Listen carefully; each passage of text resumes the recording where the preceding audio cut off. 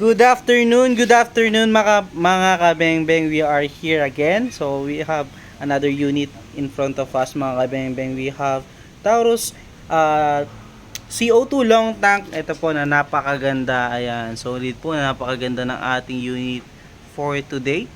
Ayan. So ito po ay unit is Sir Jason Tayaban. So pag ang iPad, check kaya mo. So nakalimutan ko again. Check ko lang, double check ko lang. Sige, luklukan. So check ko, double check natin yung pangalan ng ating may-ari ng unit today. Ayan. So unit po ni Sir Jason Tayaban ng Lamut Ifugao. Ayan. So pupunta naman po ito sa Ifugao mga kabengbeng. So yan, CO2 long tank. So alam ko 20 inches barrel po ito. Or 19 kung hindi po ako nagkakamali. Ayan, napakaganda po. So subukan po natin sa 15 meters mga kabengbeng using new mature pellet. Ito, new mature pellet. So sa mga nagtatanong kung ano po yung bala nito, ganyan po yung itsura niya, no? Ayan po. So sa mga nagtatanong din po kung saan nilalagyan yung ganitong unit ng bala, dito po, sinaswing lang siya, no? Napakaganda po ng ating Taurus. So, syempre, subukan natin ito mga kabengbeng para makita naman natin yung kanyang magiging performance pag-iinitan sa 15 meters mga kabengbeng. Tignan natin kung kasing ganda ng appearance ng unit na to ang kanyang performance. So, gagamitan natin siya ng Meteor pellet and resized and sorted straight from the box ng mga bala.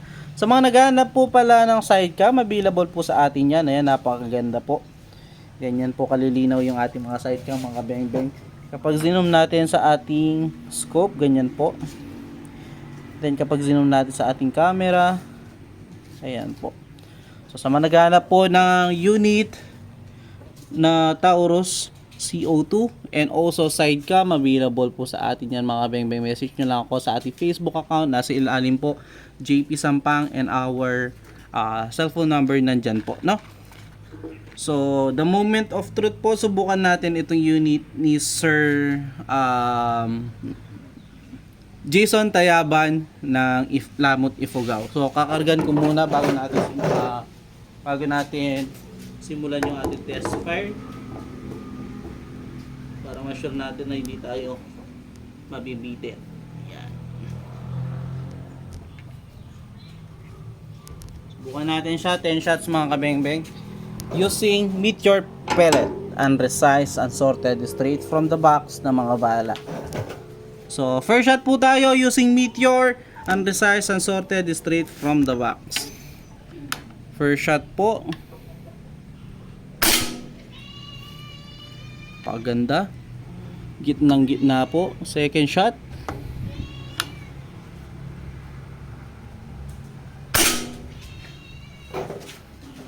third shot, pangatlo, pang-apat,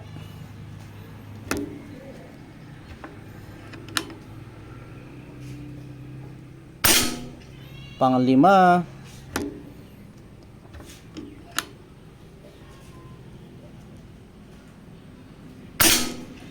pang-anim, pang-pito, pang-walo,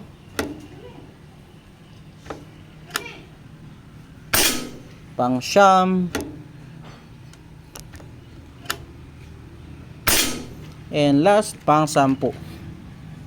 So yan po, one hole. Napakaganda sa 9 shots. Ito pang 10 shots. So yun, 10 shots na po in one hole po sa 15 meters ang ating Taurus Taurus CO2 long tank. So subukan naman po natin sa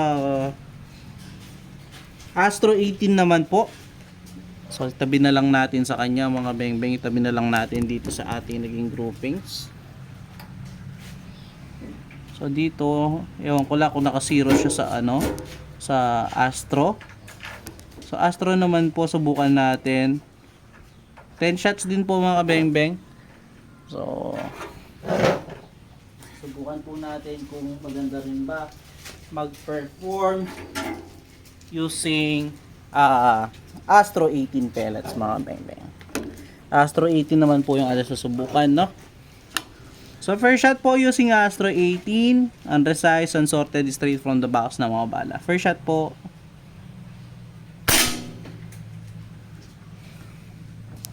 Second shot using Astro. Third shot using Astro.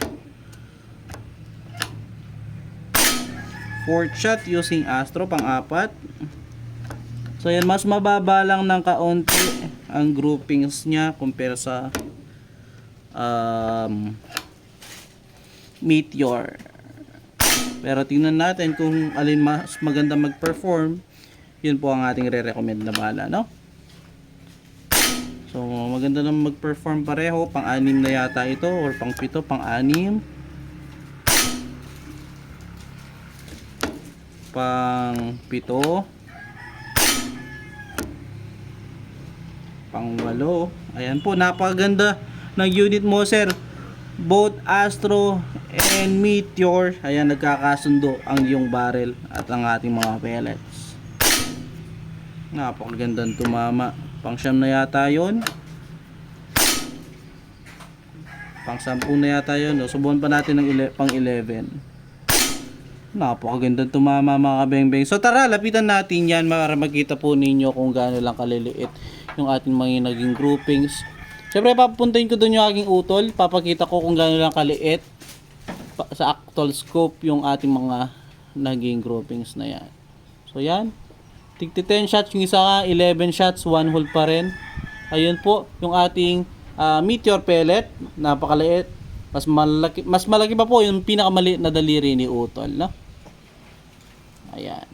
So syempre tara, lalapitan natin yan para makita talaga actual yung naging performance ng unit mo, sir Jason Tayaban. So ayan po. So tara, lapitan po natin.